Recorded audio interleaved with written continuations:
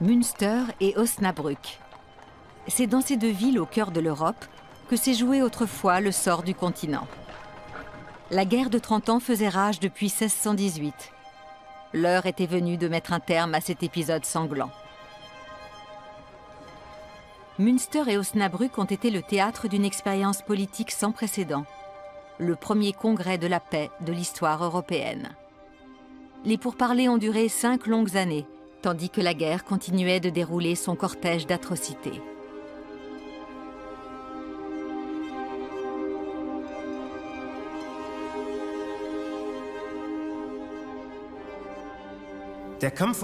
La guerre s'est déplacée du champ de bataille à la scène diplomatique.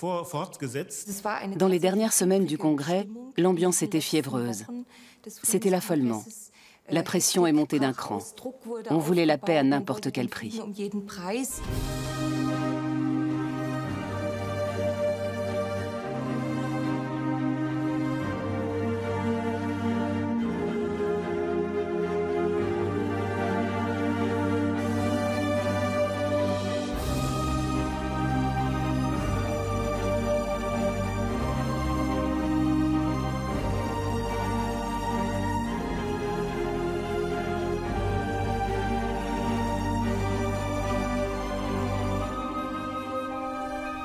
Le messager de l'empereur germanique est parti de Vienne depuis 2 semaines.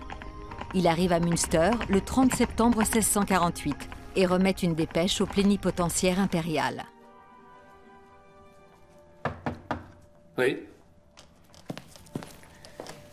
Votre Excellence, la lettre de l'empereur, enfin. C'est une lettre décisive. Son contenu va décider de l'issue de 30 années d'une guerre acharnée. Ferdinand III donne-t-il sa bénédiction au traité de paix qui vient d'être négocié? La lettre était chiffrée. Volmar, l'émissaire de l'empereur à Münster, n'a pas pu la décoder car il n'en avait pas la clé.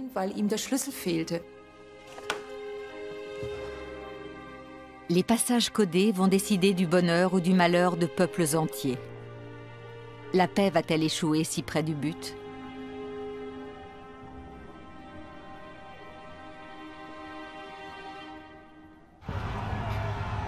Massacres, famine, peste et choléra. Pendant 30 ans, de 1618 à 1648, des chefs de guerre violents et des troupes de mercenaires en maraude ont dévasté la moitié de l'Europe. Un enfer sur terre pour les populations.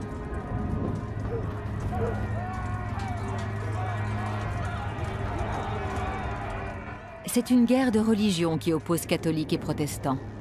Mais c'est aussi une lutte pour l'hégémonie en Europe. Toutes les grandes puissances de l'époque sont partie prenante. Cette première grande conflagration européenne va faire plus de 4 millions de victimes pour le seul territoire du Saint-Empire romain germanique.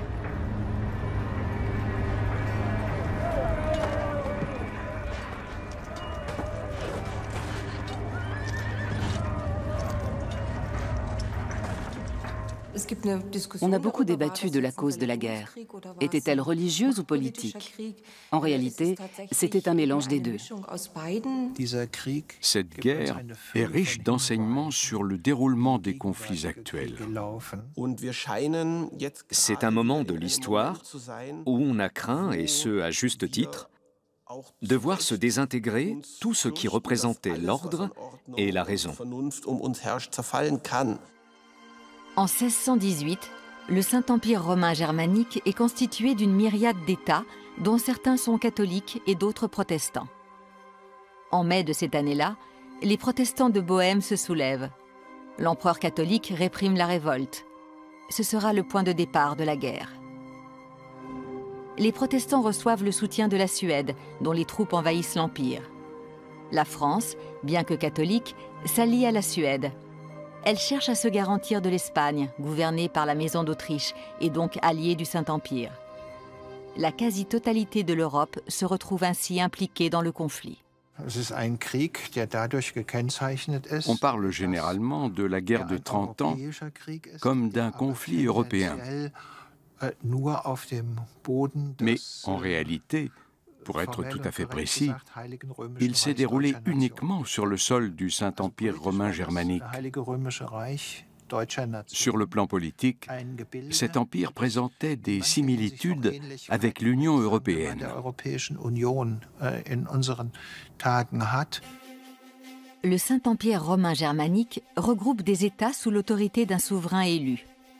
Au moment où la guerre de 30 ans éclate, il compte environ 300 villes libres, évêchés et comtés. Les États de confessions différentes se livrent alors une guerre sans merci. De nombreuses tentatives de médiation entre les puissances rivales ont déjà échoué. Mais le poids des défaites et l'endettement croissant des belligérants changent la donne. L'heure des diplomates a sonné.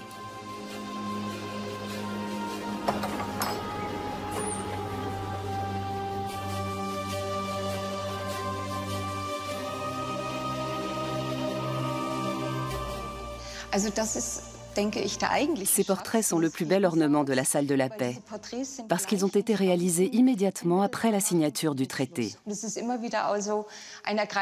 Pour moi, c'est toujours très émouvant d'entrer dans la pièce et de voir les visages des plénipotentiaires.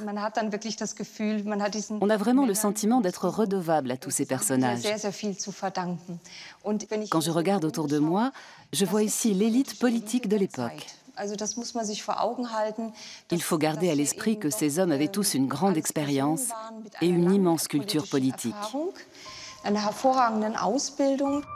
Les souverains ne négocient pas eux-mêmes. Ils envoient sur place des personnes de confiance, diplomates, juristes, hommes d'État. Ce sont un peu les oubliés de l'histoire. Les généraux, c'est très glamour. On leur consacre des biographies, alors que les diplomates passent à la trappe. C'est injuste. On braque les projecteurs sur les gens qui font la guerre, et ceux qui font la paix sont invisibles. Le comte Trautmannsdorf est le chef de la délégation envoyée par l'empereur germanique, lequel appartient à la dynastie des Habsbourg, qui réside à Vienne. À partir de 1645, il va mener les négociations de paix en Westphalie pour le compte de l'empereur. Oui. C'est un homme clé du Congrès, mais sa santé est vacillante.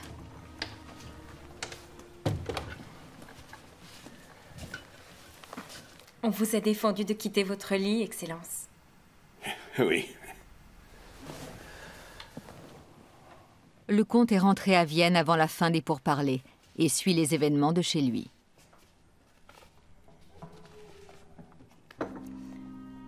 Vous paraissez bien soucieux. Comment ne pas l'être en ces jours sombres? Votre œuvre de paix va enfin s'accomplir. J'en suis absolument certaine. Cette nuit, un signe m'est apparu dans le ciel. C'était très clair. C'est de la superstition. Je l'ai bien vu.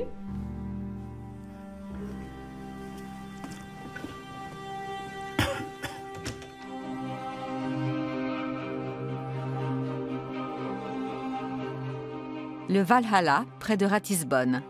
Cet imposant monument de style néo-dorique a été bâti en 1842 pour honorer la mémoire des grands personnages de l'histoire allemande. Ferdinand Trautmannsdorf est un descendant du plénipotentiaire impérial. Diplomate lui-même, il a notamment été ambassadeur d'Autriche à Prague.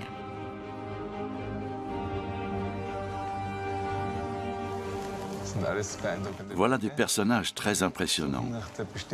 Nous cherchons une perruque bien précise. Ce n'est pas lui. Wallenstein, pauvre homme. Où est-il? Le voici. Max von Trautmannsdorf. Sa perruque n'est pas vraiment de travers, en fait. On l'a peut-être un peu embellie. Deux Maximiliens côte à côte.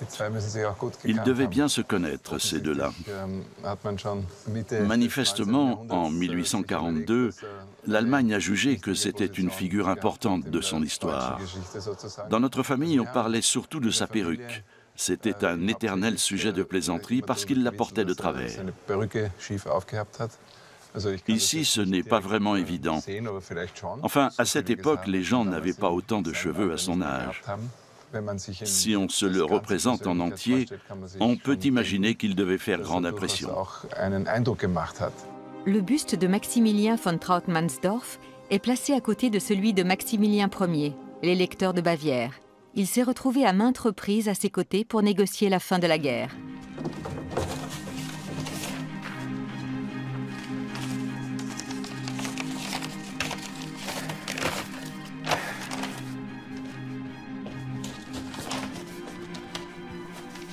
De Vienne, Trautmannsdorf communique par dépêche cryptée avec Isaac Volmar, le second plénipotentiaire de l'empereur.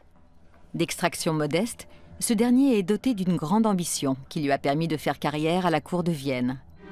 Le juriste joue un rôle décisif dans la dernière phase des négociations.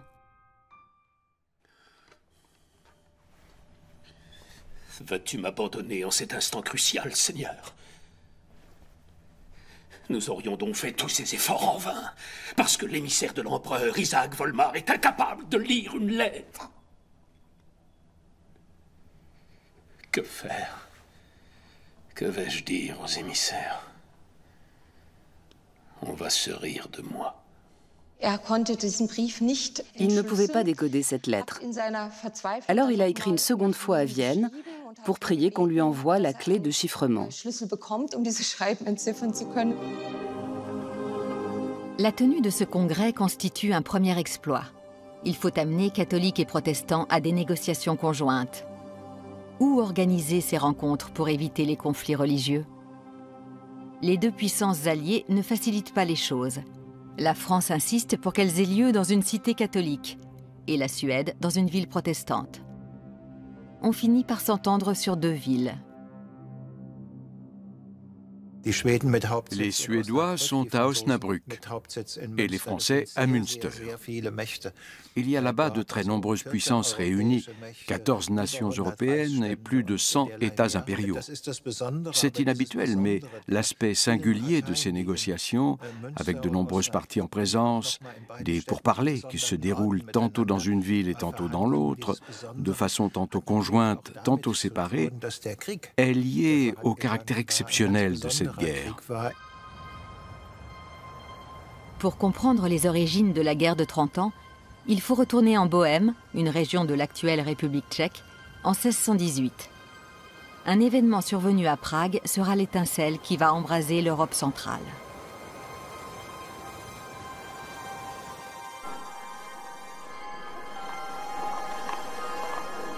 Depuis la Réforme, les chrétiens sont divisés. La méfiance, parfois la haine, règne entre catholiques et protestants. En Bohême surtout, où les protestants vivent sous la domination d'un monarque catholique, les révoltes se multiplient. En 1609, l'empereur germanique avait promulgué un décret garantissant la liberté de culte pour les protestants. Mais 9 ans plus tard, son successeur revient sur cette loi. La tension monte. Des aristocrates protestants jettent 3 représentants de l'Empire par une fenêtre du château de Prague. Les fonctionnaires victimes de cette défenestration de Prague ne doivent la vie qu'à un tas de fumier heureusement placé au bas des murs. L'empereur ne peut accepter cette atteinte à son autorité. Commence alors un combat pour la foi et le pouvoir. Dès qu'il est question de conversion forcée, on va tâcher de mobiliser toutes les ressources disponibles pour s'y opposer. Et c'est un élément central dans une guerre comme celle de 30 ans, où, en définitive, les interrogations sur l'assurance du salut ne sont pas anodines. Les populations d'Europe vivent à distance de la politique et de ses intrigues. Les fanatiques religieux sont rares. Les paysans de Bohême cultivent leurs champs et ont peu à se plaindre de leurs récoltes. Mais ils se sentent opprimés par l'empereur catholique, notamment dans l'exercice de leur culte. La révolte des nobles leur offre la possibilité de combattre pour leur foi et contre les catholiques. Nombreux sont ceux qui vont se joindre à l'armée de Bohême. Ils ignorent encore ce qui les attend.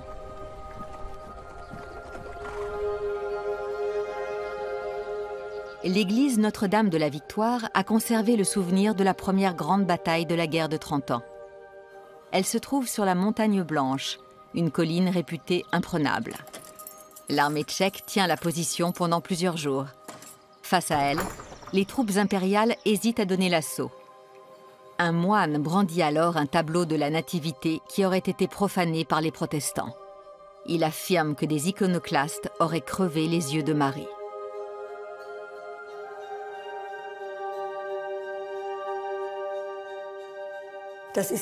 On voit ici représenter l'instant qui précède la bataille.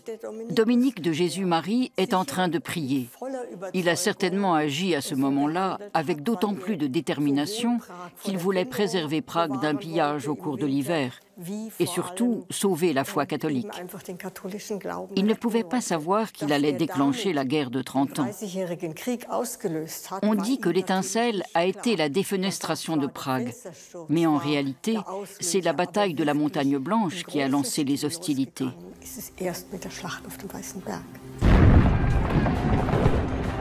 Le 8 novembre 1620, les troupes catholiques passent à l'attaque sous les ordres du comte de Tilly. Rendus furieux par la profanation de l'image sainte, les soldats prennent d'assaut la Montagne Blanche. L'armée de Bohême est prise au dépourvu. De nombreux mercenaires s'enfuient.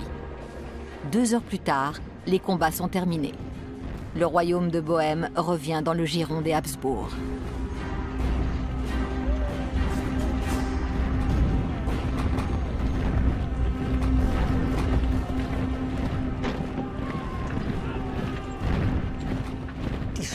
Ce n'est pas la bataille en elle-même qui a été une catastrophe pour la population de Bohême, mais ses conséquences.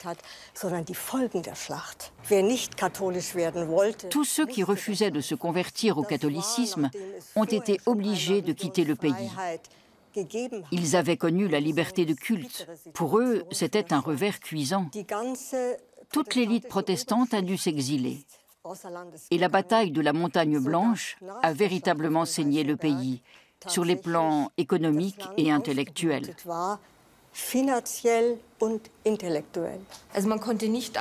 On ne pouvait pas prévoir qu'un conflit régional, le soulèvement de la Bohême, allait déclencher cette conflagration.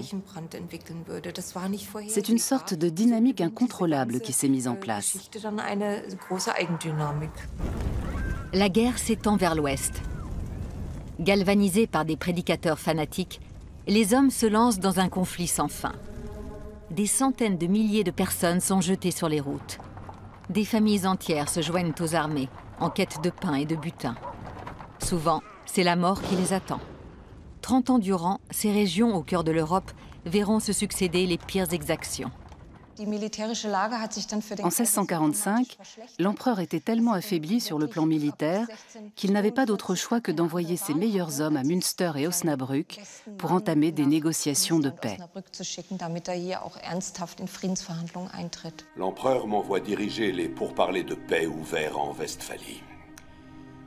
Et j'ai les pleins pouvoirs pour mener à bien cette tâche. Je lui sais gré de sa confiance. L'empereur voit plus clairement que jamais qu'il n'y a rien à gagner sur le champ de bataille. Ces années de guerre ont dévasté et ruiné l'Empire. Les troupes impériales sont affaiblies et nos ressources menacent de s'épuiser. Nous manquons d'argent, d'armes, mais aussi d'hommes. Et partout dans le pays, on aspire à la paix.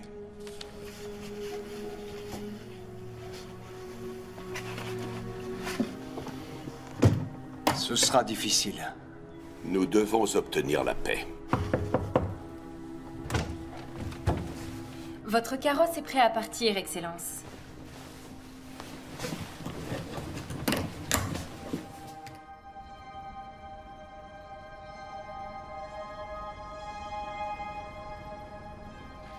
Les archives nationales autrichiennes abritent de précieux documents de l'époque concernant la guerre de 30 ans. Lettres, chartes, procurations, ils sont aujourd'hui restaurés avec soin, comme ce sceau impérial de 1645.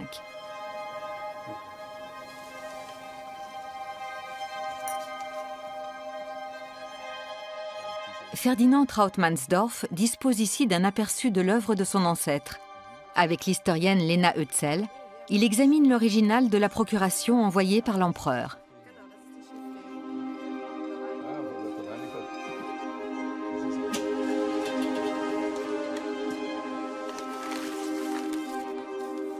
C'est incroyable.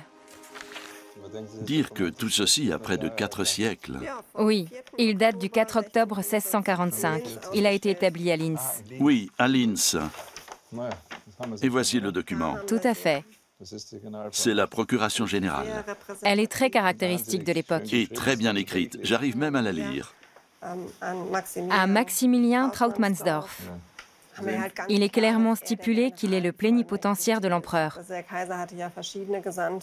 Il est à la tête de la délégation envoyée à Münster et à Osnabrück. C'est un document essentiel pour les négociations. Il y a ensuite des instructions détaillées. La particularité de Trautmannsdorf, c'est qu'il a plus de latitude qu'un plénipotentiaire ordinaire. C'est vraiment l'homme de confiance de l'empereur. C'était déjà un personnage clé de la cour. Pour approcher Ferdinand III, on passait par Trautmannsdorf.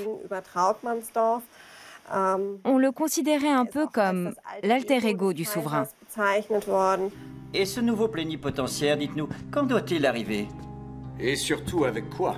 Peut-il faire mieux que les Français? Que le duc de Longueville et sa centaine de charrettes de vin? C'était 200, mon cher. Le comte de Trautmannsdorf est certainement un habile diplomate. C'est un homme d'une patience exemplaire. Il va parlementer avec tous les partis. L'empereur ne veut pas des États impériaux. On dit que l'empereur lui a accordé des pouvoirs considérables. Ah ah. Quelle va être sa tactique? Et qu'en est-il des revendications de la Suède?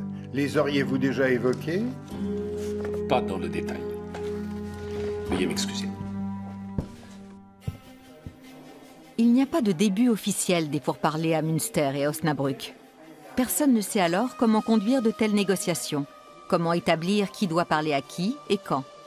Les délégués arrivent peu à peu dans les deux villes et s'attachent surtout à faire forte impression.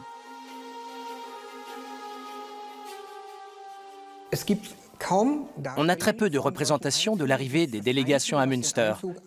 Ce tableau est unique en son genre. On remarque la présence de nombreux laquais qui escortent le carrosse. Certains d'entre eux sont à cheval et ouvrent le convoi. On peut dire que c'est la représentation idéalisée de l'arrivée d'un plénipotentiaire dans une ville où vont avoir lieu les pourparlers de paix. La scène est un peu enjolivée avec une belle cité en toile de fond. Mais en réalité, dans cette ville, les émissaires en ont parlé et on le voit ici, il y avait des cochons partout. On sait que ces animaux erraient en liberté dans les rues qui étaient couvertes d'excréments. C'était le quotidien de l'époque. Tout le monde avait des porcs. Les villes de la fin du Moyen-Âge et de la Renaissance étaient très différentes de l'image qu'on en a aujourd'hui, avec des rues bien entretenues et de jolies places. Il y régnait par endroits une odeur pestilentielle. Pour la population de Münster, l'arrivée des diplomates est un événement. Les habitants forment une haie d'honneur dans les rues, jouent du fifre et du tambour. Ils crient depuis leurs fenêtres et admirent la magnificence des carrosses et des habits.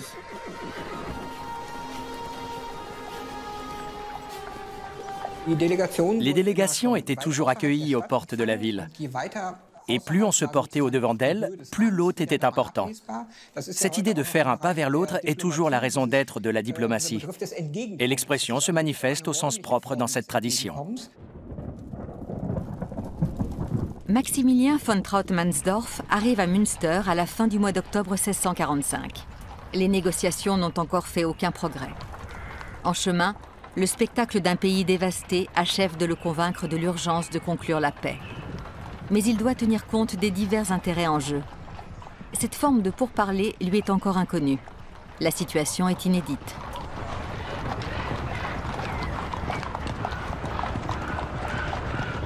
Trautmannsdorf ne veut pas faire sensation. Il n'aime guère les réceptions en grande pompe et fait donc son possible pour arriver de nuit. Il y a quelque chose de surprenant dans cette discrétion de Trautmannsdorf. On peut dire que la modestie de cette entrée en scène est la marque de sa bonne volonté. Il semble dire à l'autre camp « Gardons-nous d'être jusqu'au boutiste et de nous écharper sur les questions sensibles ».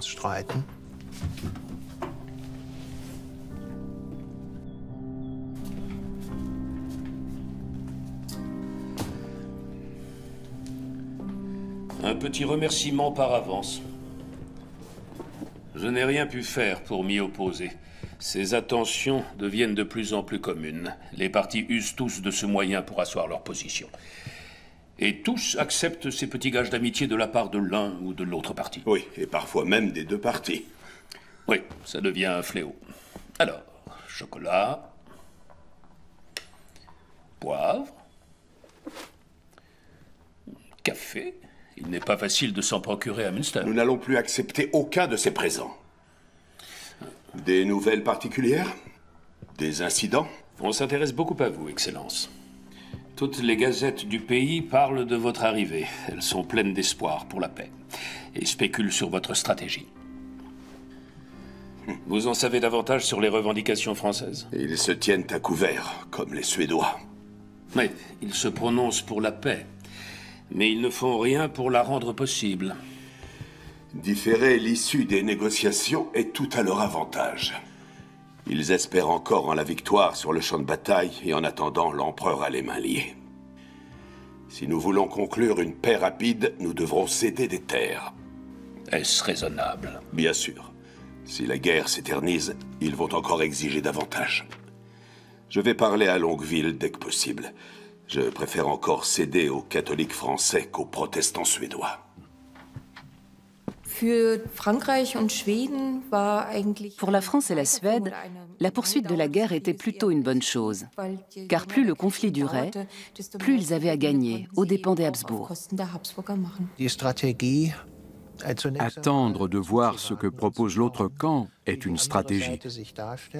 On patiente parce qu'on craint de formuler des exigences qui ne seraient pas assez élevées ou qui restent en dessous de ce qu'on pourrait imposer. Pour les villes d'Osnabrück et de Münster, le congrès de paix est un immense défi logistique. Il faut trouver des logements pour les grandes délégations, s'assurer de leur sécurité et de leur ravitaillement. Les documents contemporains des négociations conservés dans les archives de Münster sont une mine d'informations à ce sujet. Münster était la capitale de la principauté de Münster. Et le temps de ces négociations, elle a dû obtenir un statut spécial que seul l'empereur pouvait lui accorder.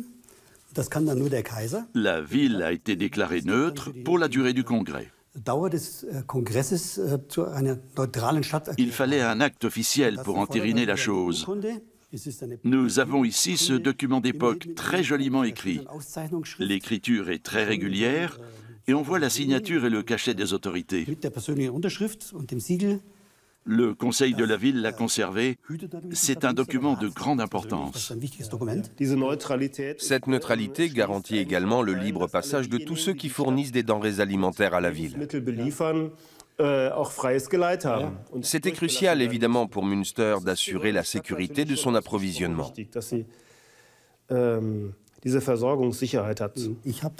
J'ai trouvé un passage intéressant. Ce n'est pas facile de s'y retrouver dans les paragraphes. Il n'y a pas de rubrique coût du congrès. Voilà, pas de rubrique pour les dépenses extraordinaires ou autres. Mais j'ai quand même trouvé quelque chose d'intéressant. Le greffier a écrit que lors du dernier carême, ces messieurs les délégués se sont plaints de ne pas avoir de poissons.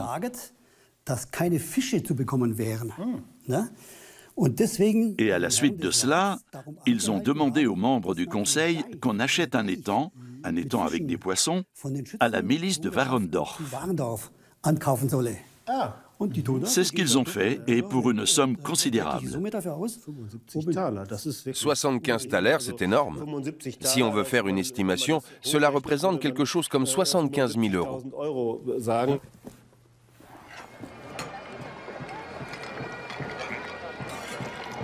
Dans les auberges des deux villes du Congrès, on apprend des nouvelles de toute l'Europe. Les voyageurs de passage se mêlent aux clercs, secrétaires et messagers des délégations. La bière et le vin coulent à flot. Münster et Osnabrück sont des oasis de paix au milieu d'un monde en guerre.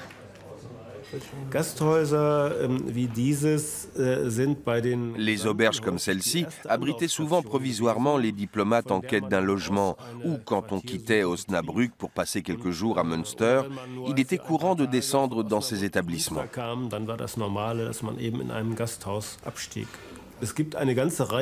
Selon de nombreux récits, les délégations commandaient de grandes quantités de bière ou de vin. C'était aussi un moyen de négociation. On essayait de faire boire les membres du camp adverse pour leur soutirer des informations.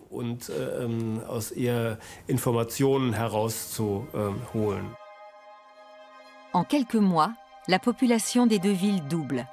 Münster passe de 10 000 à 20 000 habitants. Les délégations étrangères attirent une foule de musiciens, jongleurs, marchands et prostituées. On vient de très loin dans l'espoir d'obtenir une place rémunérée auprès d'un diplomate.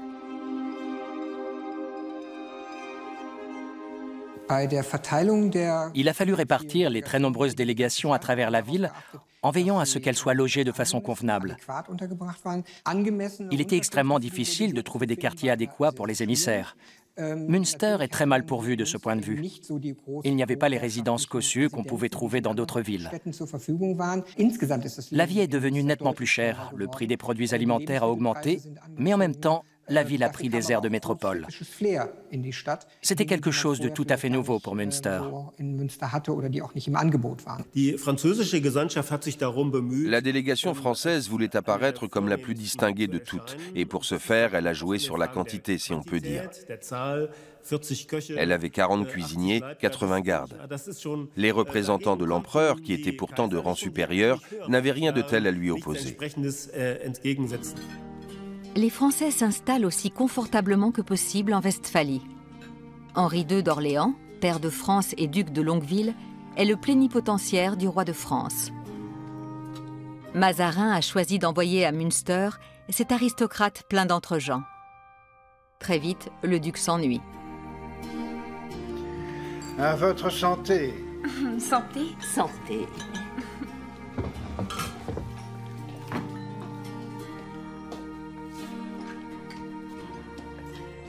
Le duc de Longueville a fait venir son épouse de 25 ans, sa cadette, Anne-Geneviève de Bourbon-Condé.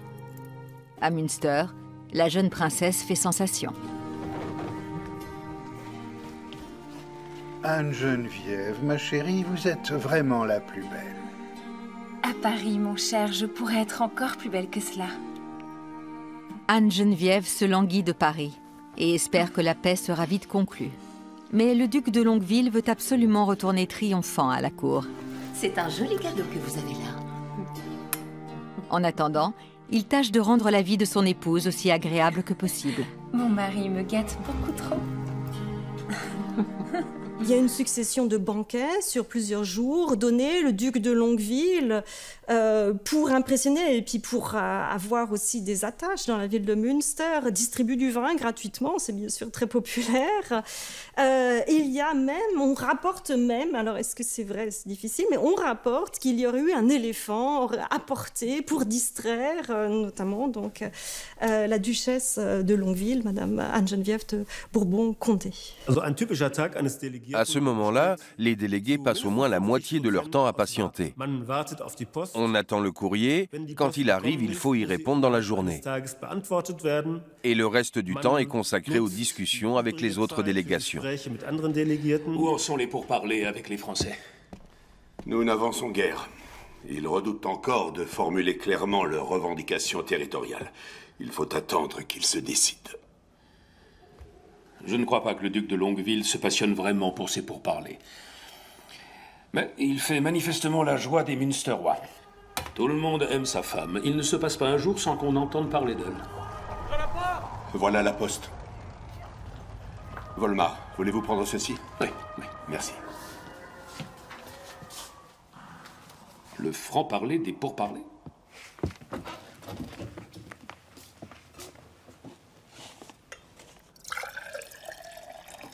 Quand on parle du diable, de la part des Français. Ah.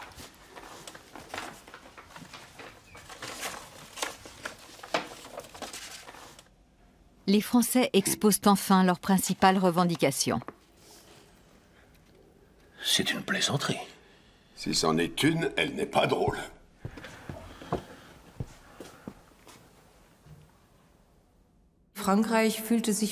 La France se sent prise en tenaille par les Habsbourg, avec la branche espagnole d'un côté et la branche du Saint-Empire de l'autre. Elle veut à la fois se libérer de cette étreinte et imposer son hégémonie en Europe. C'est absurde, ce serait la fin de la route espagnole. Ils tentent le tout pour le tout. J'ai peur que ce ne soit qu'un début. L'alliance des Habsbourg les gêne. Ils veulent donc la briser. Qu'allons-nous leur répondre? Rien du tout. Nous allons leur rendre visite et nous montrer aimables. L'Espagne possède alors les Pays-Bas, qui recouvrent en partie les actuelles Belgique, Hollande, Luxembourg et le nord de la France. Pour les approvisionner, il faut passer par la Manche. Or, la route peut aisément être bloquée par les Français ou les Anglais. Les biens qui transitent par la Méditerranée doivent franchir le nord de l'Italie et être transportés par voie de terre, via la route espagnole ou la route des Flandres, qui est elle aussi constamment menacée par les troupes françaises. Ce corridor espagnol touchait en de nombreux points les territoires français et impériaux. C'est ce qui explique qu'il ait été très disputé.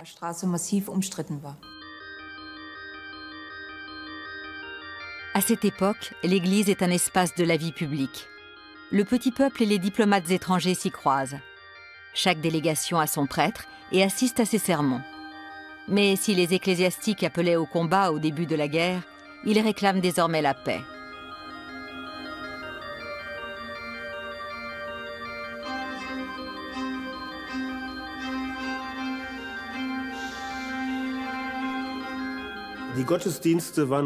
Les offices religieux permettaient aussi aux délégations de se rencontrer. Là, il était plus question de forme que de fond. Il fallait montrer qu'on voulait établir la paix. Cela encourageait les fidèles à croire que la paix était possible. Mais les diplomates se sont plaints de cette pression exercée par les membres de leur propre camp.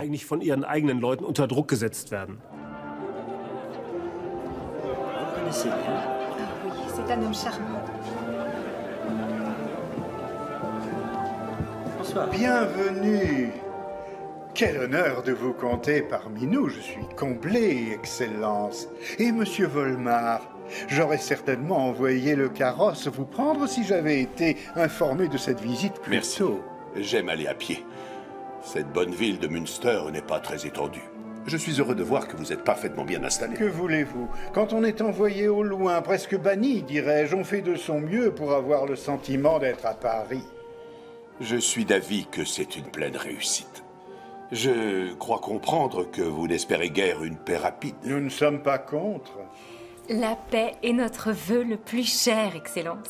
Et quiconque la retarde dans le but de s'enrichir n'est qu'une crapule. N'est-ce pas, Henri? Ma chère, ne laissons pas la politique gâcher cette merveilleuse soirée. Allons, que diable! Joignez-vous à nous. Je suis venu pour prendre congé de vous de vive voix. Comment, vous partez déjà? Je pars demain pour Osnabrück, afin de m'entretenir avec les Suédois, puisque nous n'avons pu parvenir à un accord valable. Excellence, croyez-vous vraiment que nous pouvons accepter de nous satisfaire d'une poignée de petits comptes épars? Nous savons que vous avez la confiance de l'empereur. Il vous a donné carte blanche. Je suis navré de vous décevoir. C'était notre première et notre dernière proposition. Vous ne pouvez pas partir. Vous devez m'accorder au moins une danse. Sur ce point, je cède avec plaisir, princesse. On nous a dit le plus grand... Excellence, nous n'arriverons à rien de cette manière. Ni Louis, ni l'empereur. Pardon, monsieur. Bien sûr, les sensibilités et la vanité jouent un rôle central lors d'un congrès comme celui-ci. La dimension psychologique individuelle vient s'ajouter à l'enjeu politique. Chacun veut être l'interlocuteur principal. C'est ce qu'on appelle une diplomatie de la navette.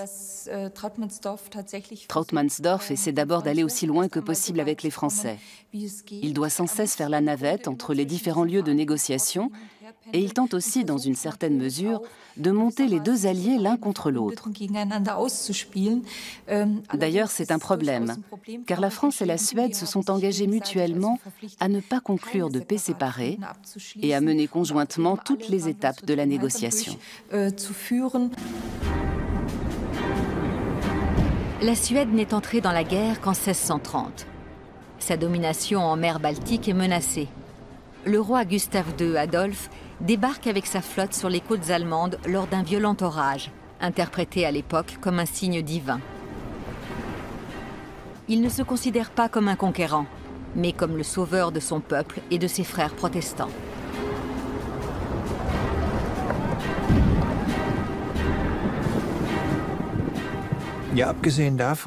La Suède et Gustave II Adolphe sont sans doute entrés dans la guerre par solidarité confessionnelle. Mais il y a bien sûr des intérêts géopolitiques en jeu. Lorsqu'une puissance contrôle une mer intérieure, ici la Baltique, elle doit impérativement mettre la main sur l'autre rive, et donc sur la Poméranie.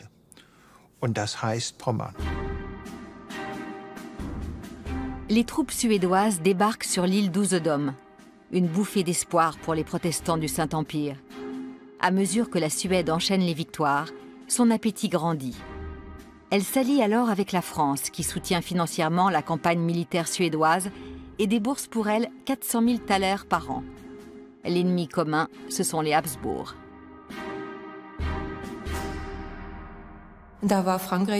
Pour la France, toute alliance contre les Habsbourg était une bonne chose, même si cet allié était protestant comme la Suède. Les Suédois aussi savent s'amuser. Oh, ce ne serait pas un poison suédois?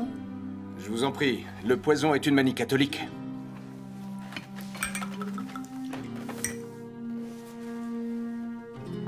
Le comte Johan Oxenstierna est le plénipotentiaire de la Suède.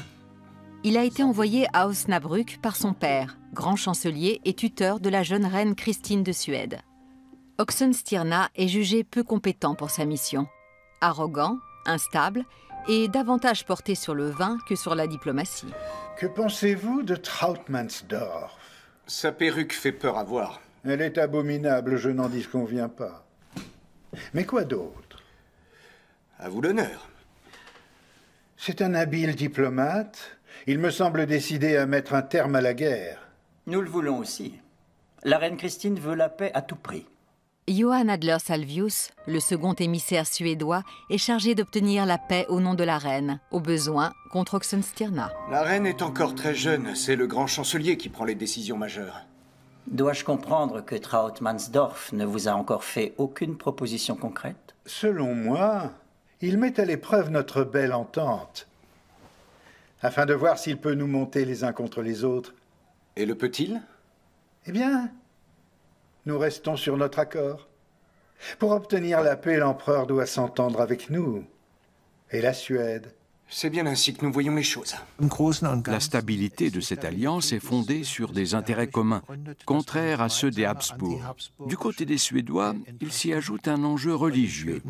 Chez les Français, c'est uniquement une question de suprématie politique. Trautmannsdorf s'est assez vite aperçu qu'il ne pourrait pas les monter les uns contre les autres. Les veilleurs de nuit qui sillonnent aujourd'hui encore les rues d'Osnabrück assurent à l'époque la tranquillité et la sécurité de la ville.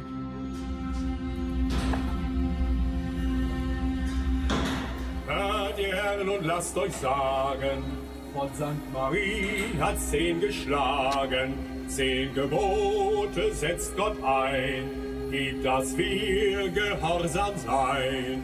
Lobet den Herrn. Au début de la guerre de 30 ans, Magdebourg est une ville protestante, membre majeur de la Ligue hanséatique. En 1631, la cité est assiégée par l'armée de l'empereur. Les habitants refusent de se rendre. Ils espèrent l'aide des troupes de Gustave II Adolphe, qu'on dit toutes proches. Cet espoir va causer leur perte. Au matin du 20 mai, les catholiques prennent la ville d'assaut. Ce sera l'un des pires massacres du conflit.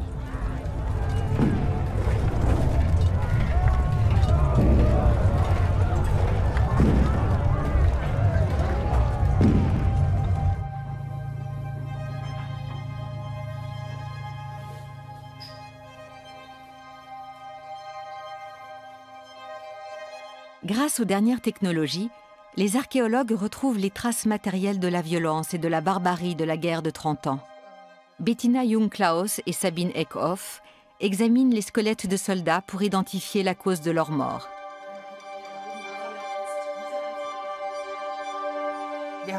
Une deuxième vertèbre cervicale. Elle a été tranchée. Oui, on voit une sorte d'entaille devant. C'est sans doute la trace d'un poignard. Un coup dans la gorge. Portée de face? Oui, exactement. Et cette petite protubérance a sauté. C'était peut-être le coup de grâce, porté par un camarade de son camp. Possible, en tout cas, ça l'a tué. Le sort des mercenaires est peu enviable, quel que soit leur camp. Longue marche à travers des contrées désertées, manque de nourriture, conditions sanitaires désastreuses, épidémies. Ils en font payer le prix aux populations qui se trouvent sur leur route. Le conflit s'éternise et devient de plus en plus brutal. Beaucoup ne connaissent rien d'autre que la guerre. Les dents nous apprennent beaucoup de choses sur leur alimentation. On se demande comment ils arrivaient à se nourrir. D'ailleurs, il n'y avait pas que des soldats. C'était une immense colonne, avec des femmes, des enfants, des cantiniers, des prêtres, sans doute quelques chirurgiens. Ils accompagnaient les armées et devaient assister à tous les combats. Et on imagine qu'ils attendaient la fin de l'affrontement pour se livrer au pillage. Oui, exactement. C'était tout à fait normal à cette époque. Ce n'était pas proscrit. Les femmes, surtout, arrivaient rapidement sur place pour soulager les morts ou les blessés graves de ce dont ils n'avaient plus besoin et qui leur serait plus utile à elles.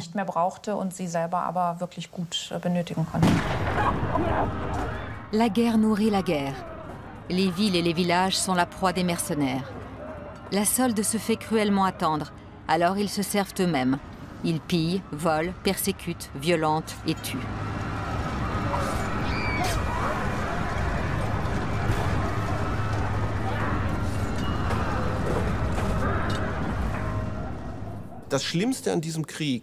Le pire dans cette guerre, ce qui était absolument terrible, il faut le dire encore et encore, ce n'étaient pas les grandes batailles.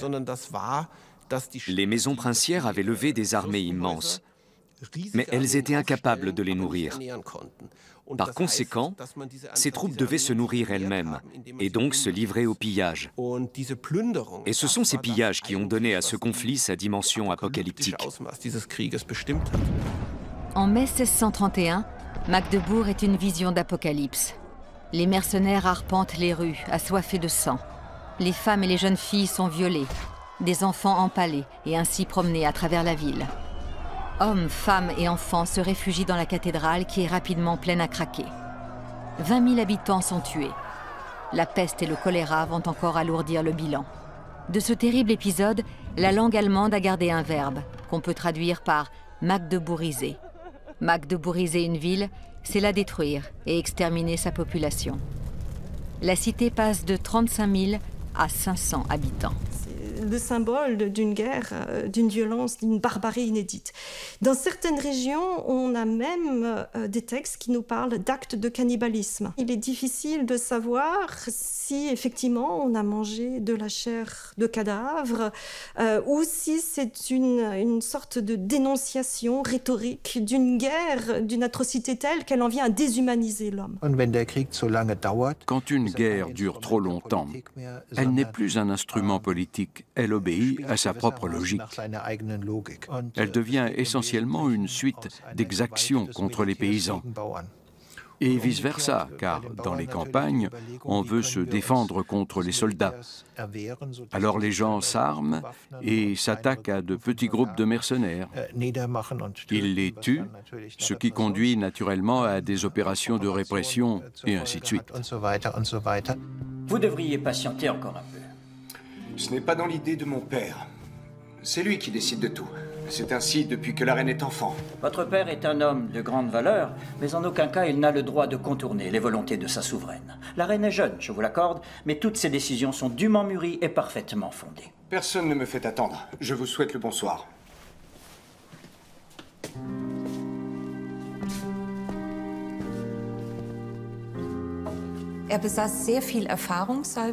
Salvius avait beaucoup d'expérience, tandis qu'Oxenstierna était un novice en diplomatie.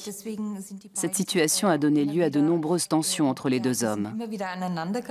Le problème était qu'au sein de la délégation suédoise, on ne s'entendait pas. ni sur le plan personnel, ni sur le plan politique. Veuillez excuser mon retard. Pardonnez-nous, Excellence, mais notre ami le comte a certaines obligations.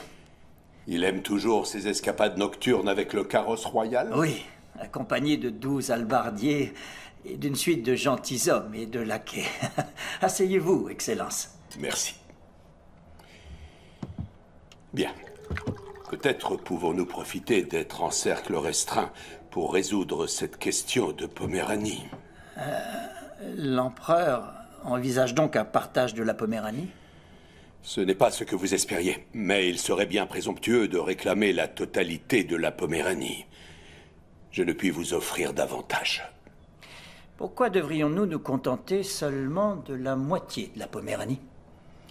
Cela permettrait de faire un immense pas vers la fin de la guerre. Votre souveraine veut bien la paix, je ne me trompe pas. Mais je crois que les rênes du royaume demeurent entre les mains du grand chancelier. La reine veut absolument la paix. C'est vrai, mais elle a un prix. L'empereur est déjà allé très loin dans les concessions qu'il pouvait faire dans ce domaine. Et vous savez, la situation peut évoluer.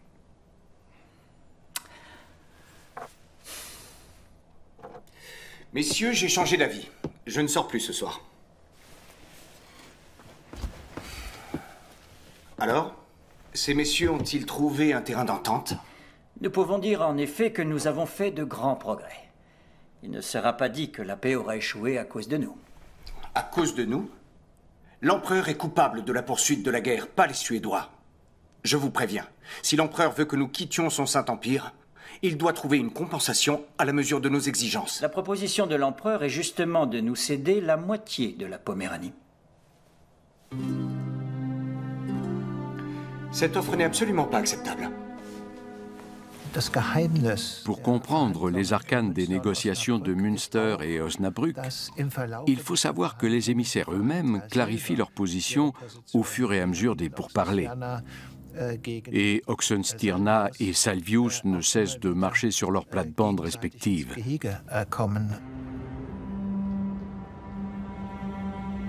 À Münster, on cultive encore une tradition qui rappelle l'époque des négociations de paix. Depuis les tours qui dominent la cité, les veilleurs avertissaient la population en cas d'incendie ou d'invasion ennemie. Déclarées ville neutre le temps des négociations, Münster et Osnabrück ont été épargnés par la guerre, mais des altercations ou des bagarres y éclataient parfois, y compris entre les membres des délégations.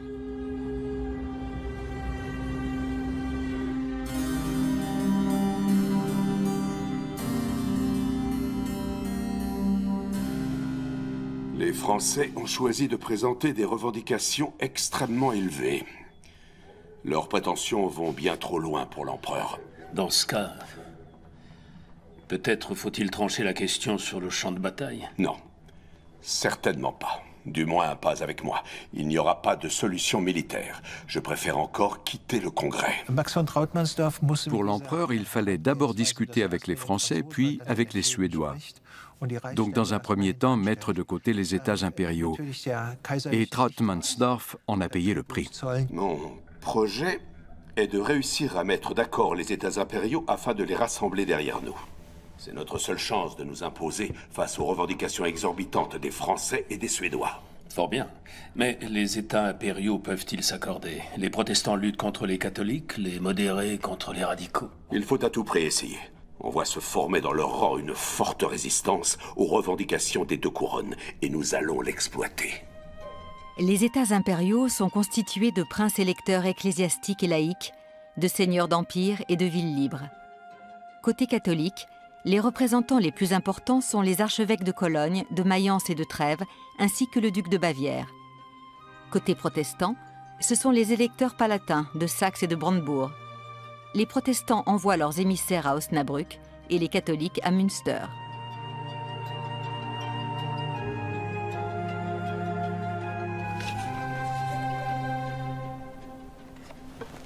Un protestant?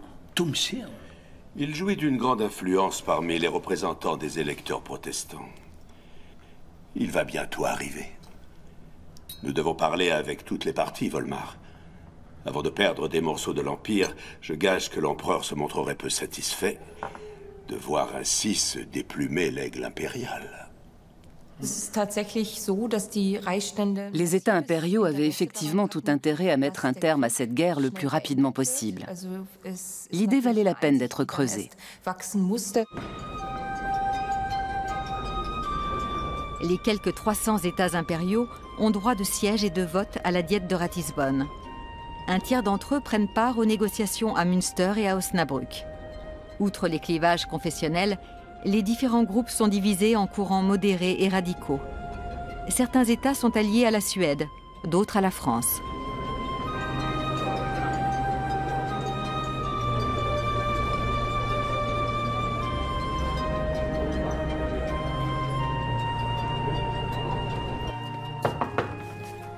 Votre Excellence, le conseiller Thumsirn.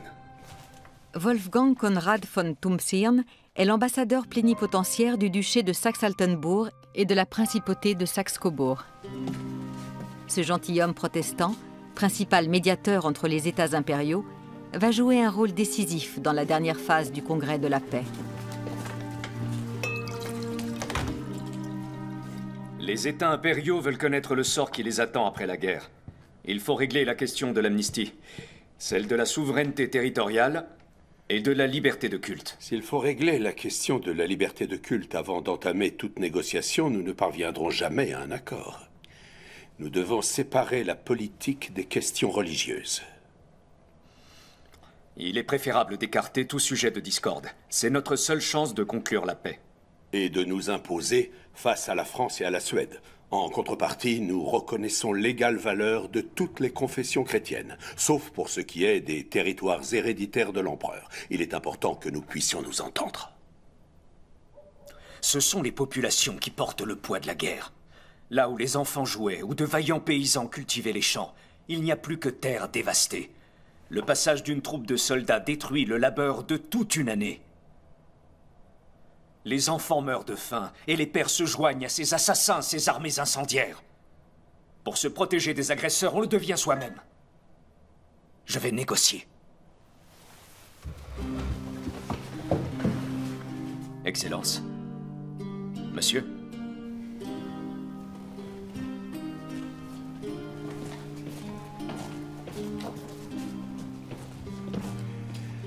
À présent, nous devons rencontrer Adolf Krebs et le convaincre. C'est l'un des plus importants représentants des États impériaux catholiques.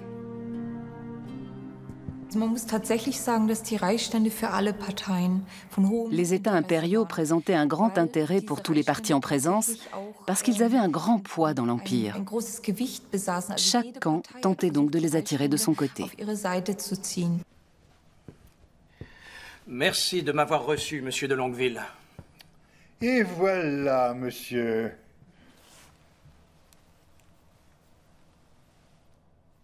Johann Adolf Krebs est l'émissaire de Maximilien Ier de Bavière, électeur catholique de l'Empire.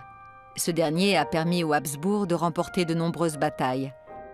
Mais la Bavière a été envahie à plusieurs reprises et la confiance en l'empereur s'est émoussée. Je préfère refuser. Je ne pourrai vous rendre l'appareil. Allons donc, monsieur Krebs. Il ne s'agit pas de cela. J'éprouve simplement grand plaisir à faire de petits cadeaux. Je dois dire que j'ai peu d'estime pour ceux qui s'opposent aux revendications françaises. Ils ne font que retarder la paix. Et la Bavière a bien trop souffert de la guerre. Non, nos troupes ne toléreront plus cela. Que le ciel vous entende.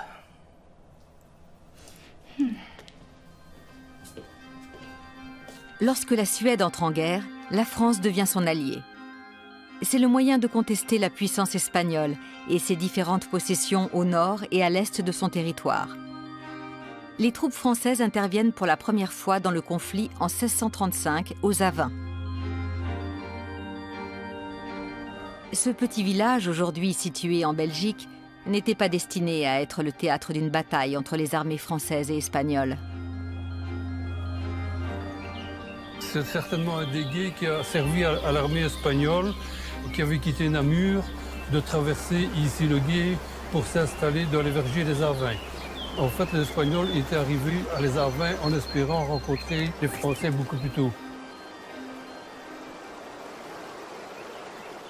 ça a été la bataille la plus sanglante, en fait, de la guerre de 30 ans.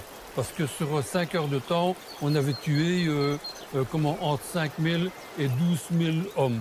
Le 20 mai 1635, 35 000 soldats français et 14 000 soldats espagnols se retrouvent face à face. L'artillerie de l'armée française lui donne l'avantage. Ses mousquets à mèche tirent à une cadence supérieure à celle de l'ennemi, et la portée de ses canons crée la surprise chez les Espagnols. Les Français remportent la bataille.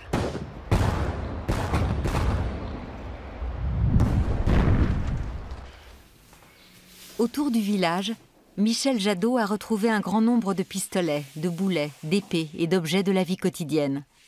Il en a garni quelques vitrines de l'école communale.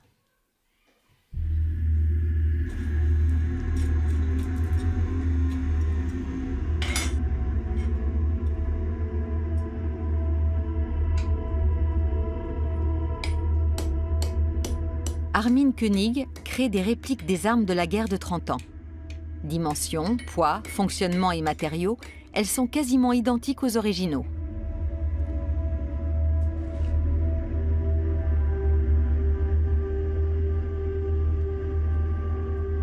À l'époque de la guerre de 30 ans, les armes des stocks de type médiéval, comme la pique, côtoient les armes à feu.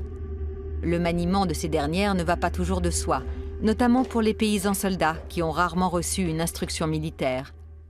L'armée suédoise introduit un mousquet plus performant. Il est plus léger, plus rapide à charger et permet de tirer à une cadence supérieure.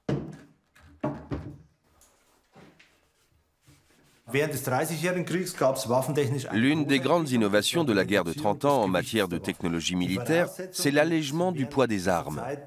C'est sans doute la conséquence de l'utilisation de cartouches.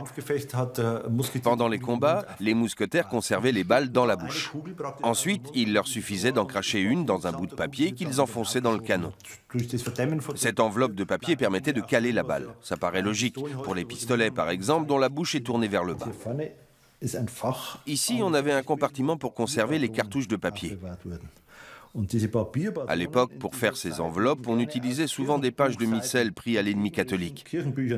Comme ça, non seulement elles servaient à quelque chose, mais en plus, il y avait un effet psychologique.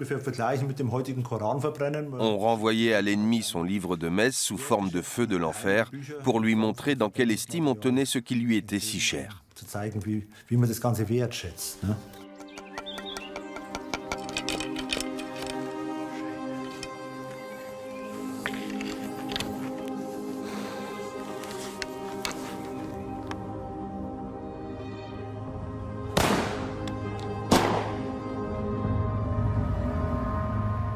Les armes à feu ne sont pas les seules à avoir semé la mort aux Avens.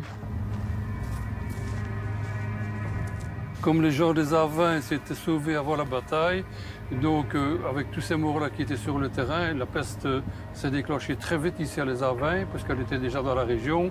Et alors, je dirais que les gens des Avens sont revenus 3 ans après. 7 grandes fosses ont été creusées pour enterrer les morts. Ici, la bosse se trouve au milieu du creux. Donc c'est ça qui me donne l'idée que c'est une des tombes de la bataille des Avens.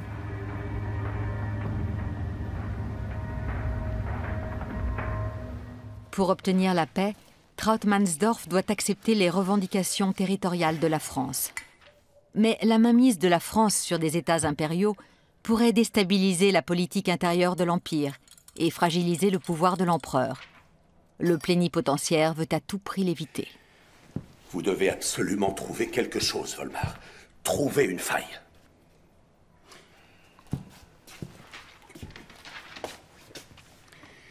Allons, reprenons encore une fois. Donc, si nous donnons aux Français des territoires qui sont des fiefs de l'Empire, alors ils auront droit de vote à la diète et pourront peser sur notre politique intérieure. Et ce n'est pas tout. En théorie, le roi de France pourrait être élu et se faire couronner empereur. L'émissaire espagnol, le comte de Penaranda, demande audience. De toute urgence. Nous ne sommes pas là. Dites-lui que nous soupons chez le duc de Longueville. Il n'ira pas vérifier.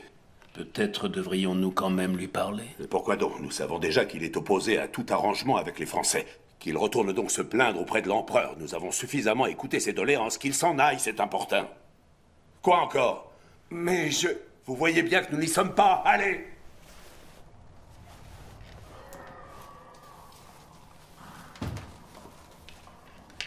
Si seulement nous pouvions procéder ainsi avec les Français.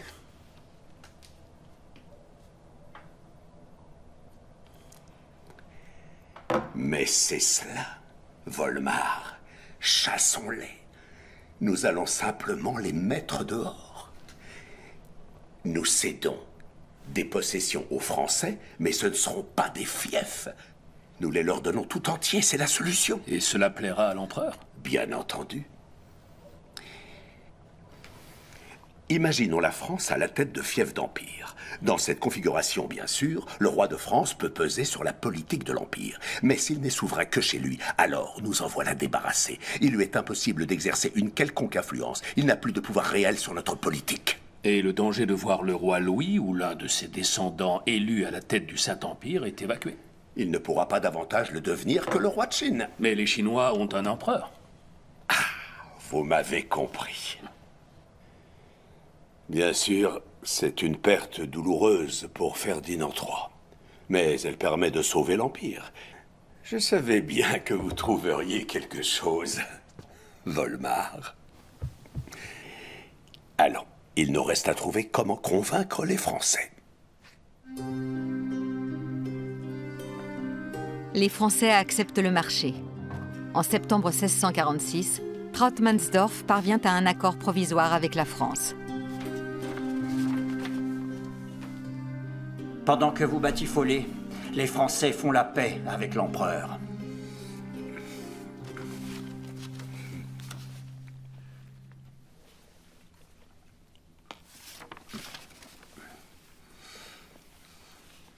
Ah, et alors?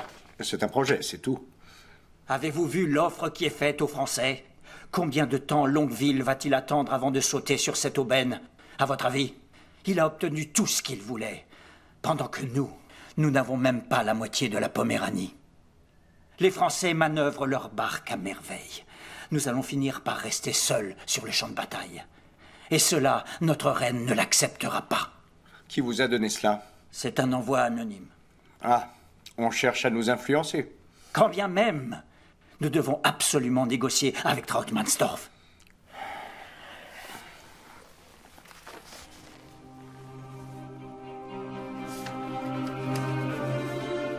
En février 1647, les émissaires suédois acceptent la proposition de Trautmannsdorf. La Suède donne son accord pour le partage de la Poméranie. Je me réjouis de votre présence. Nous devons encore évoquer l'interdiction des cultes protestants sur les terres héréditaires des Habsbourg. Je suggère que nous abordions la question plus tard. Nous n'aborderons pas du tout la question. Selon l'empereur, ce serait le premier pas vers la destruction de la foi catholique. L'interdiction doit être levée. Nos frères protestants doivent pouvoir pratiquer librement leur culte, où qu'ils soient, même sur les terres des Habsbourg. Non. Cette interdiction est la limite absolue que s'est fixée l'empereur. Il préfère perdre son sceptre, sa couronne et sa vie, plutôt que de devoir y renoncer. Les choses pourraient bien se terminer ainsi.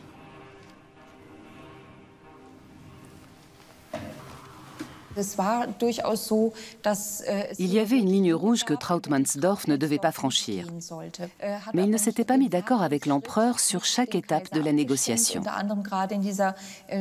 Lors de cette phase tendue de 1647, par exemple, il est allé très loin dans les concessions accordées aux protestants, sans forcément avoir l'aval de l'empereur. Trautmannsdorf travaille énormément. Il établit 5 projets de paix, dort très peu, et au bout de plusieurs mois de ce régime, finit par tomber malade.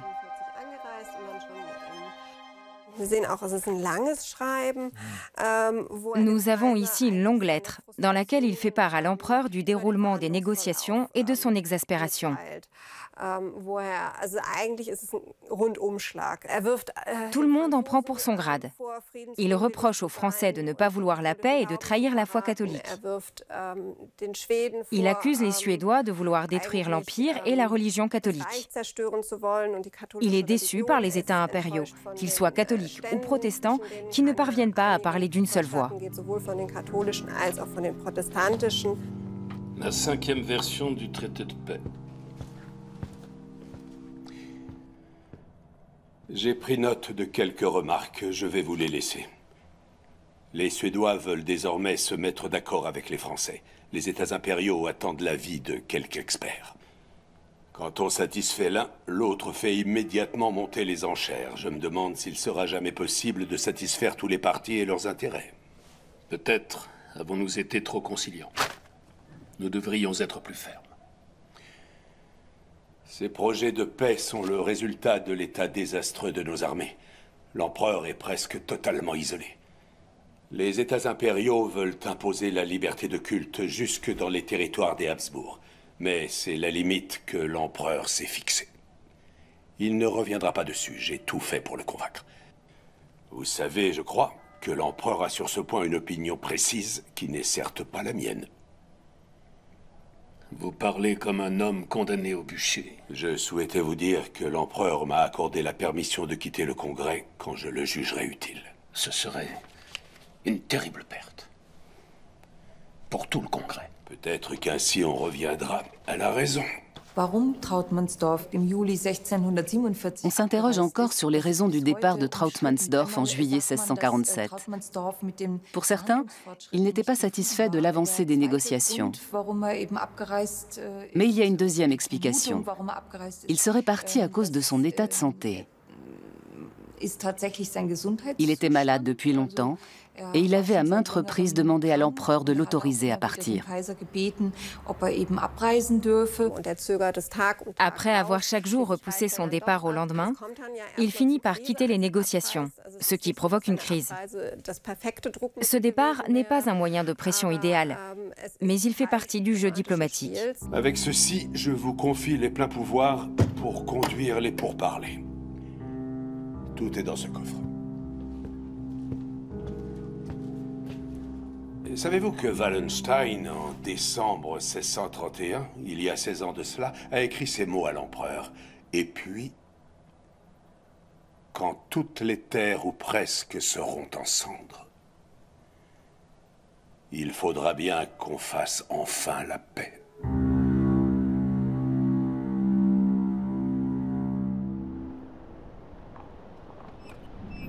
Les gazettes de l'époque annoncent le départ de Trautmannsdorf. On pense les pourparlers en bonne voie. La paix est à portée de main. Trautmannsdorf a exploité tous les moyens à sa disposition pour obtenir cette paix. Mais il est peut-être trop tôt.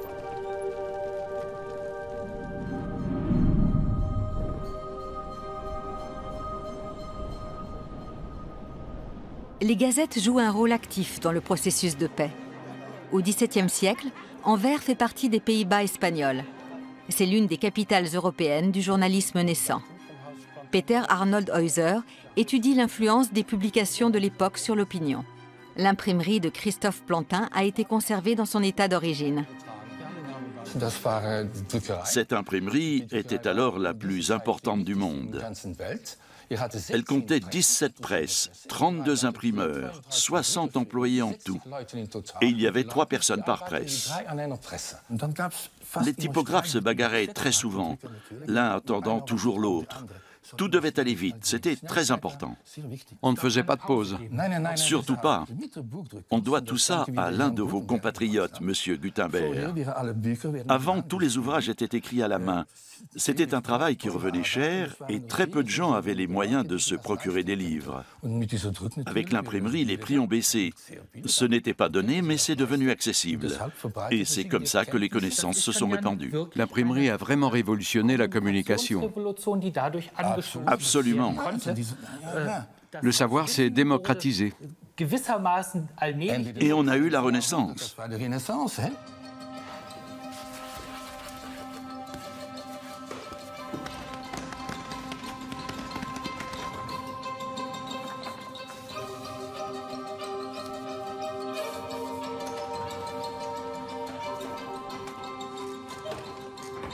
Grâce à l'imprimerie et aux routes du réseau postal, les nouvelles se répandent en quelques jours dans toute l'Europe.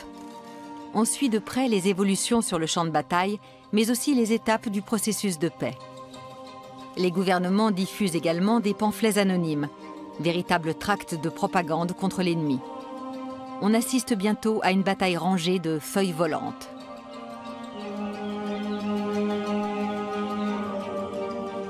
Steven von Impe étudie les archives de la presse des XVIIe et XVIIIe siècles. Pour l'œil moderne, la neutralité de ces informations est surprenante. Il est difficile de savoir ce qui se passe exactement. Voici un exemplaire de l'une des premières gazettes au monde. Il a été imprimé à Amsterdam en 1619 et il préfigure les journaux qu'on verra naître partout en Europe au cours du XVIIe siècle. Les articles n'ont pas de titre, ils sont simplement datés. Et comme on le voit, ils sont à peu près classés par ordre chronologique. Les informations les plus anciennes, en date du 10 août à Rome, sont en haut et les plus récentes sont en bas. C'est une présentation qui demande un grand effort intellectuel de la part du lecteur.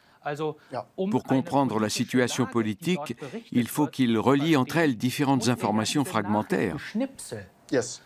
C'est le bandeau d'informations de l'époque. Oui, le rédacteur en chef ne sélectionne pas les communiqués. Il transmet ce qu'on lui a rapporté et c'est au lecteur de faire le tri entre ce qui est, de son point de vue, la réalité ou de la désinformation.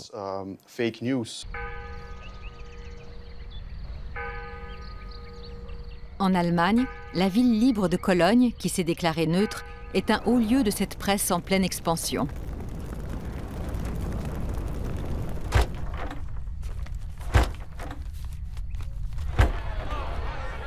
Les gazettes et les feuilles volantes jouent désormais dans la diffusion de l'information le rôle dévolu autrefois aux baladins et aux pièces de théâtre populaires. Une portion de plus en plus importante de la population suit les derniers développements de la guerre et des négociations de paix. La pression exercée sur les émissaires s'accroît. Il faut mettre un terme aux hostilités. À Münster et à Osnabrück, on lit aussi les gazettes. Nous ne pourrons pas résoudre toutes les questions d'un coup. Il faut d'abord nous concentrer sur une paix générale. Wolfgang Conrad von Thumsirn organise des réunions secrètes entre les protestants et les catholiques. Il reprend l'idée de Trautmannsdorf de mettre d'accord les États impériaux. Mais les protestants se méfient de Johann Adolf Krebs, l'émissaire catholique. Thumsirn et Krebs sont les deux grandes figures de cette phase finale de la paix de Westphalie. Thumsirn était un luthérien convaincu, c'est-à-dire un protestant. Krebs était un catholique tout aussi fervent. Mais au regard de l'enjeu, la religion a été reléguée au second plan. La seule chose qui comptait à cet instant précis, c'était le traité de paix. Plus rien d'autre n'avait d'importance. Je ne serai jamais l'ami des protestants. Mais je ne souffre plus les déclarations fanatiques de trop nombreux catholiques. Pour atteindre notre but, il faut nous unir. Et les catholiques ont un besoin aussi urgent de la paix que nous-mêmes. Nous devons ouvrir une troisième voie. Eh bien. Les États catholiques et protestants de l'Empire s'unissent donc pour former un troisième parti. Ce troisième parti est très intéressant. D'abord parce qu'il est transconfessionnel, mais aussi parce que, lors de cette dernière phase des négociations, il acquiert vraiment une position de force. Il est d'ailleurs étonnant que cette solution ne se soit pas imposée plus tôt. La nouvelle se répand comme une traînée de poudre et parvient jusqu'aux correspondants des gazettes installés à Münster et à Osnabrück. La naissance de ce troisième parti fait entrevoir quelque chose qu'on n'osait plus espérer, la paix. Les feuilles volantes et les gazettes réclament la fin de la guerre avec de plus en plus de force. Non. Le troisième parti contraint les émissaires des grandes puissances à se retrouver autour d'une table. Le mode de négociation change. On sépare les questions religieuses des questions politiques. Désormais, chaque point de litige doit être réglé avant de passer au suivant. Ce cheminement s'appuie sur les projets de paix rédigés par Trautmannsdorf. Ce troisième parti voulait la paix, et il l'a obtenue au prix d'une intensification des négociations. Ce nouveau mode de négociation permet aux plénipotentiaires de s'accorder sur un projet de traité. Messieurs, ceci est la dernière de nos propositions. Si l'empereur ne l'approuve pas, les États impériaux se dresseront contre lui et concluront alors une paix séparée. Il se trouverait donc dans un grand isolement. À présent, tout repose sur l'empereur. Le temps presse. Je promets de faire de mon mieux. Dans les semaines qui précèdent la conclusion de la paix, à partir de la mi-septembre 1648, la situation est extrêmement tendue.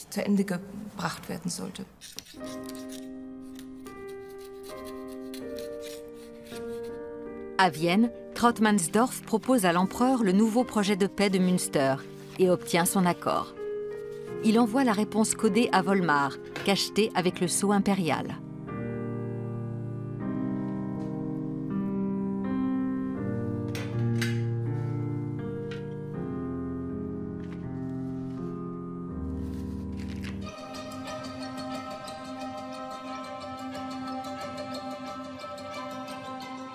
À Münster, on attend impatiemment ce message. La paix est suspendue à la réponse de l'empereur. Le silence de Volmar inquiète les représentants du troisième parti. Ils sont sur leur garde et redoutent un mauvais coup. Oui. Votre Excellence... Messieurs, nous voulons la lettre de l'empereur et sur le... Nous savons de sources sûres que vous en disposez. Mais comment? Que signifie ce comportement? Oui, je l'ai. Maintenant, lâchez-moi!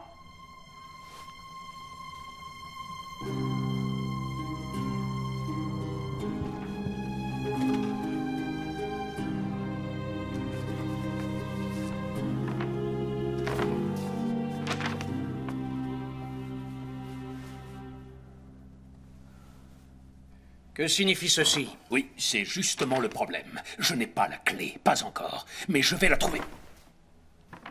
Peu m'importe comment vous vous y prendrez. S'il le faut, vous irez demander conseil à Saint-Pierre. On dit qu'il possède les clés du royaume des cieux, alors pourquoi pas celles des lettres chiffrées? Le troisième parti pose à Volmar un ultimatum.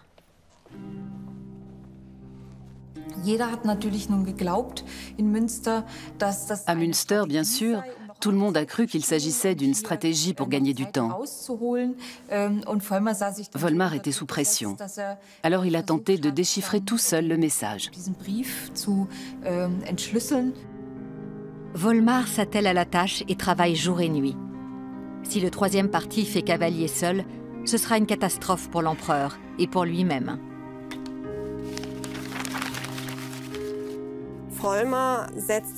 Volmar s'est mis à son bureau et a tenté de déchiffrer le code.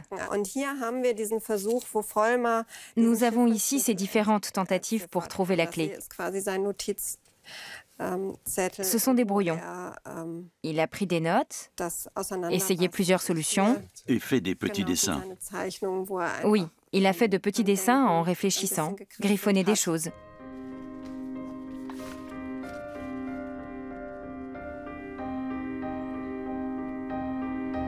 Pax. Sit. J'ai trouvé. Enfin. Ce sera là.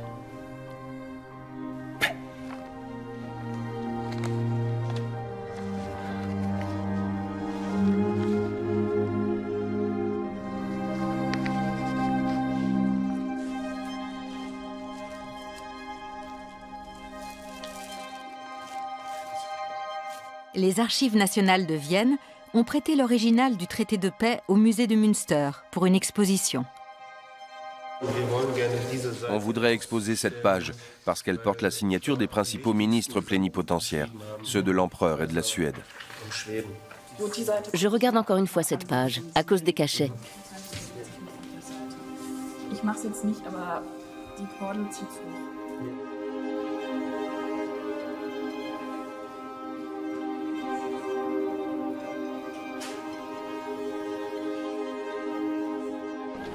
L'empereur et les États impériaux concluent avec la France et la Suède un traité qui tient compte de toutes les parties concernées. Il comprend plus de 300 paragraphes, dont chaque phrase a été l'objet d'âpres discussions. Et en plaçant toutes les confessions au même niveau, il fonde la paix religieuse. On voit très bien que cette guerre de 30 ans elle laisse un traumatisme pour les contemporains. et que la paix de Westphalie est vraiment le barrage contre la barbarie. Ce que dit ce traité finalement, c'est qu'on ne peut pas résoudre les problèmes et les conflits religieux parce qu'ils sont insolubles. En revanche, les différentes confessions sont appelées à coexister et pour ce faire, il faut un cadre juridique et politique. C'est un constat qui pourrait encore s'appliquer aujourd'hui. On ne peut pas arbitrer les problèmes liés aux questions religieuses, mais on peut organiser la coexistence des religions sur les plans juridiques et politiques.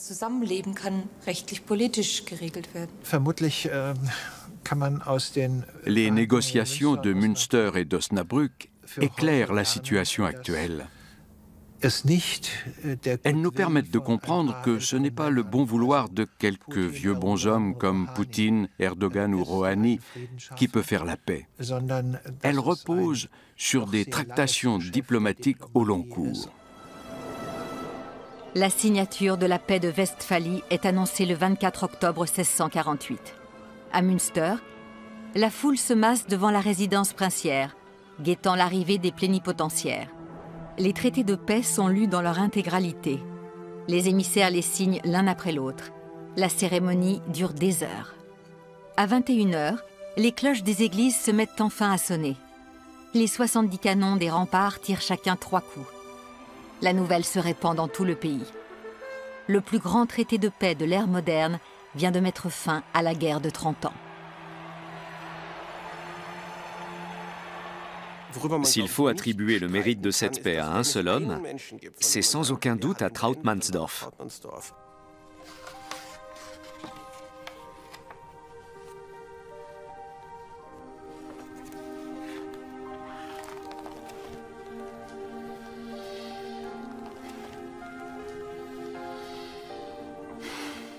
Maximilien von Trautmannsdorf fut l'architecte de la paix.